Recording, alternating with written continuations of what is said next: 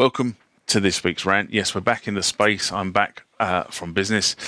But before we start, if you haven't subscribed to the channel and would like to, hit that subscribe button. If you want to be notified when new content is added to the channel, hit the bell icon and consider supporting the channel over on Patreon. That's www.patreon.com/The Music Tech Guy UK, all in one word. The address should be down here. Right. This week's rant is called CoronaVirus. What else would it be called? What is the biggest buzzword around at the moment? CoronaVirus. So I'm going to give you sort of like the 5 minute sort of, or 2 second spiel, if you like. Why should we worry about coronavirus or COVID-19?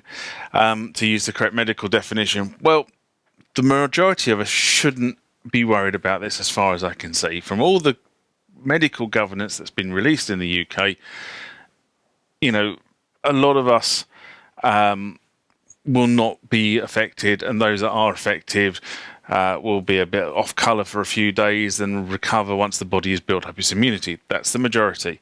However, the minority of the population, those whose immune systems are depleted, as in the elderly, those who've got long-term illness, and those that are recovering from an illness, their immunity is going to be suppressed, and therefore they are the ones that are susceptible to this.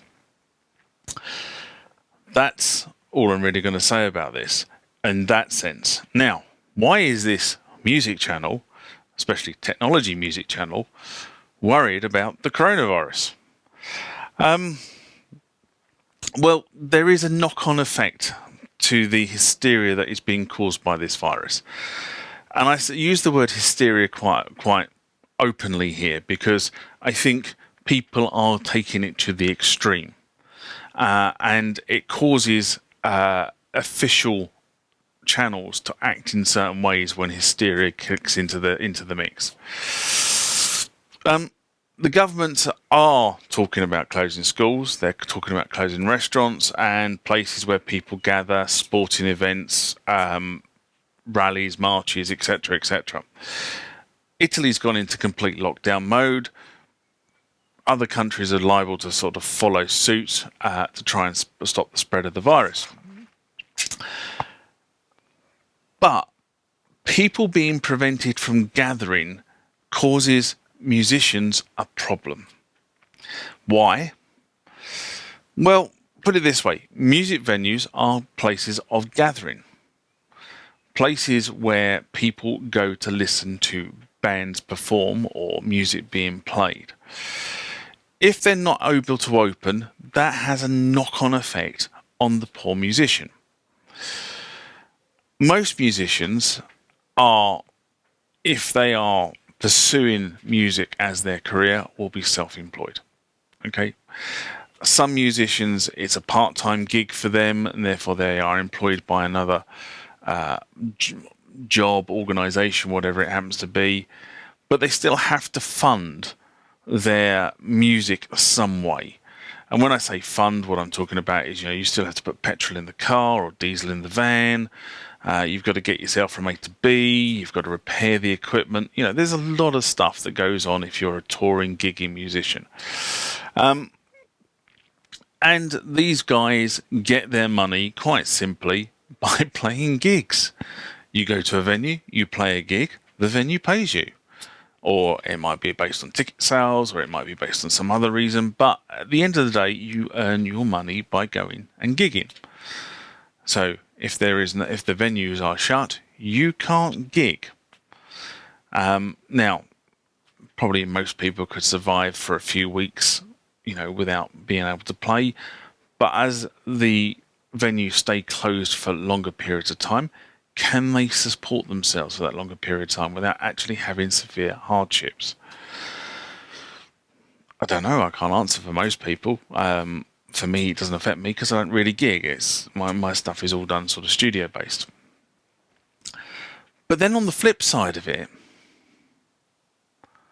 what we have is we have a scenario where the venues need to generate revenue. They generate revenue very simply by the ticket sales as you pass through the door, and they generate revenue from merchandise and bar receipts. In fact, bar receipts to a venue are quite lucrative because there's quite a good margin on booze. But without bar receipts and without the booze, venues quite often have or struggle with the overheads. Now, again, many of these venues can probably survive, a couple of weeks being closed. But again, if the government steps in and says these venues must be closed for longer periods of time, I mean, I was reading something earlier on about, possibly closing things for 4 weeks. Sorry, 4 weeks. 4 months. I should be more correct. What they say is if you feel ill, then you should self-isolate for 2 weeks. That's 14 days, effectively.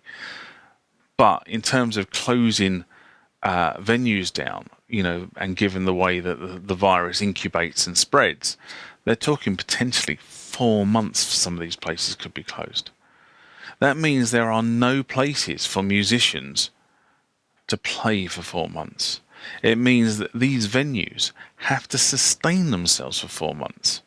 And yes, there will be some saving because they're not using the electricity and the heating and all the other stuff that goes with running a venue, running a night. That is taken. But there's still overheads, The venue is probably rented from somebody, so there's rent to be paid. It probably needs to pay local property taxes. In the UK, we call that council tax or the business rates. They will still need to be paid. You've got staff, so you're going to have to lay off staff, or those staff you keep around on the payroll are going to have to be paid somehow. You've still got electricity and gas and water, so the general utility bills, but yes, they're not going to be as big as if you've got the venue open, but you're still going to have standing charges and some usage there just to keep the venue ticking over. So the venues themselves have to cover those overheads somehow. And if they've got no revenue coming in the front door, then the likelihood is they haven't got sufficient reserves. Now, I know a lot of venues, to be honest, really operate on sort of kind of a hand-to-mouth basis. The money coming through the front door, pays the overheads, pays the staff wages, pays the brewery for the booze, and it gives the owner a little bit of profit that he can take out at the end of the day. But as soon as you take that revenue out, all of a sudden those overheads will mount up. And the worry here is, so not only do the musicians have the hardship of not being able to play in the venues, the worry is that the venues themselves will go bust or bankrupt or whatever you want to call it, Chapter 11 if you're in the US. They will fall into administration. And unfortunately, the reality is if they fall into administration, the likelihood of them reopening is going to be pretty slim. So we will potentially lose a lot of prime venues that musicians play at, which then has the knock-on effect that there are less slots in venues for musicians to play at. Competition will be much harder. The venues themselves, scrupulous venue owners, I suspect, will jump in and start dropping the amount of money that musicians will be paid. Because they will argue that, number one, there's competition, so somebody else will play your slot, which I think is grossly unfair because I think there is a baseline that you should be paid. And number two, they can do it because they can get away with it. Let's face it, at the end of the day, if you can get away with doing something unscrupulous, venue operators probably would. So, I hope people are sensible with the virus. I hope they take the right precautions.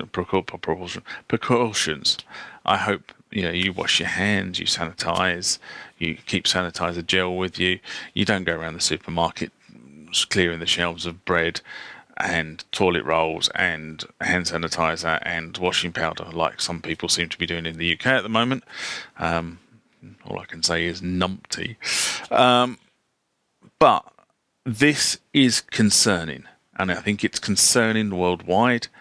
It's going to get worse before it gets better, and I hope that the governments step in and provide support for these establishments to ensure that we maintain an active live music scene. And that's all I'm going to say on that. Till next time. See you later. Bye-bye.